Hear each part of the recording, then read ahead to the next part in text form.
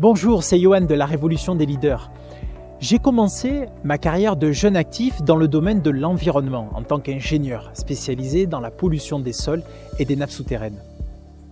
C'était en 2007 et je me souviens très bien qu'en 2009, j'ai intégré un grand groupe et pour être promu quelques années plus tard, en 2012, en tant que manager.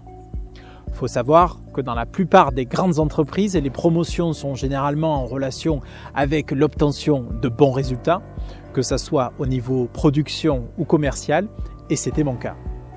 Mais nous allons voir dans cette vidéo que pour moi, ça ne s'est pas vraiment passé comme prévu. Générique.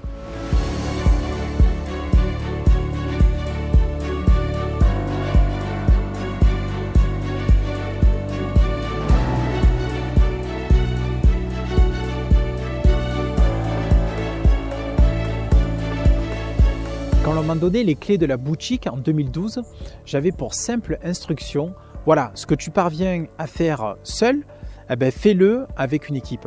Et donc forcément, décuple les résultats.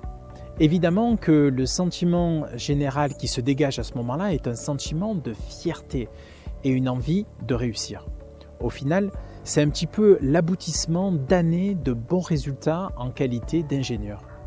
La première action, je me souviens que j'ai menée, a été de m'isoler pendant 3 semaines pour modéliser avec précision ce qui faisait mon succès. Alors, j'ai pour ça déterminé les process, fixé certaines règles, redéfini le cadre de travail.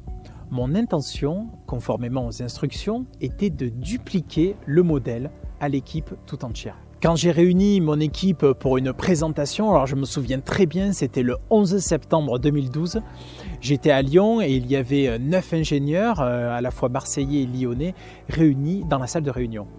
Après presque 2 heures de présentation, j'entendais une mouche voler. Mais pour ma part, j'ai pas trouvé ça anormal et j'avais le sentiment plutôt d'avoir réussi la première étape de mon plan. À ma grande surprise, les réactions n'ont pas été très positives. J'avais beaucoup de questions techniques sur des détails qui me paraissaient vraiment insignifiants et beaucoup de remarques qui remettaient en doute l'efficacité de ma méthode.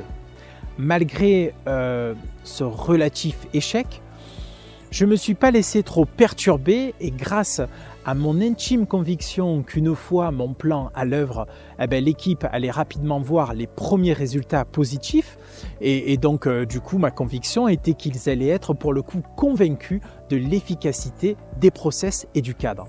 Je suis donc passé à l'étape 2 de déploiement. Alors très rapidement, je me suis rendu compte qu'il y avait des accrochages, que les ingénieurs ne jouaient pas tous le jeu et qu'il y avait même un petit peu de sabotage. À ce moment-là, j'ai réagi avec mes outils et les armes managériales de l'époque, c'est-à-dire un doux mélange entre l'exemple de l'autorité parentale que j'avais eu et ma première expérience professionnelle. Bon, le cocktail magique. Évidemment, rien de magique, c'était juste manager au feeling, comme beaucoup de managers en début de carrière qui ne sont pas formés au management. Pour ma part, ça a donné un management très dur en faisant focus sur l'obtention des résultats et à la performance sans vraiment laisser la place à la concertation et aux états d'âme. Voilà, j'ai eu souvent l'occasion de dire qu'un des piliers du management est de poser un cadre avec des règles et un process clair. C'est vrai, mais l'excès dans cette direction génère automatiquement un sentiment général de persécution et un manque d'autonomie des équipes par peur de l'erreur. Et aggravé évidemment par le fait de ne pas intégrer l'autre dimension du management, c'est-à-dire le lien et la relation. C'est exactement pour moi ce qu'il s'est passé.